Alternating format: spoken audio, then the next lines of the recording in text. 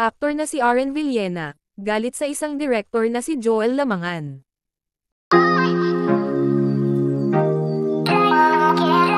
Nakatsikahan ng PEP, sina Direk Joel Lamangan at Jim Pebanco noong ika-23 ng Agosto taong 2024, Biyernes ng hapon, sa French Baker sa Cash and Carry, Makati City.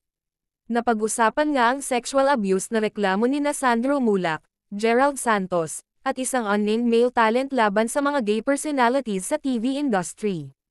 Sabi ni Direk Joel at Jim, matagal ng kalakaran ang sexual na gamitan hindi lang sa industriya ng TV, teatro, at musika, kundi maging sa ibang larangan.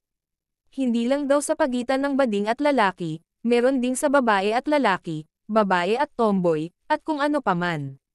Ika-24 ng Agosto, Sabado, nalathala rito sa PEP, ang panayam kina Direk Joel at Jim.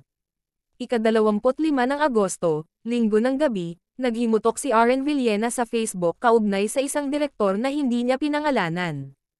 Hinaing ni Aren, na-exploit siya ng nasabing direktor noong nag-uumpisa pa lang siyang mag-artista. Salaysay ni Aren, published as is, except for paragraph breaks, tandang-tanda ko kung kailangan ko mag-plaster sa eksena cameo role lang ako may tumutulong na sakin sa production, pero pumasok ka sa CR at pinaalis mo siya. Ang sabi mo pa dapat hindi ka nagpapalagay sa kanila ako na dapat maglalagay niyan. Wala namang problema sakin, pero ilang beses mong tinatamaan at dinidikit ang kamay mo, irerespeto kita bilang tao at direktor kasi magaling ka, pero dahil baguhan pa lang ako noon oo lang ako ng oo kasi kailangan ko din kumita ng pera, pero malamang hindi mo na maalala kasi sigurado ako hindi lang ako ang ginawan mo ng ganon. Nung in-interview ako sa Fast Talk noon hindi kita pinangalanan kasi may respeto pa din ako sa'yo. Kahit mga staff nagtatanong sakin hindi ako nagsalita. Kaya sana tahimik ka na lang din. Kahit noon or ngayon never naman magiging tama ang gawaing ganon. Kung totoo man or hindi mo dapat itolerate ang mga ganong bagay. Matapos ngang mag-post itong si Aren Villena, ay sumagot agad itong director na si Joel Lamangan, at ito ang kanyang naging post.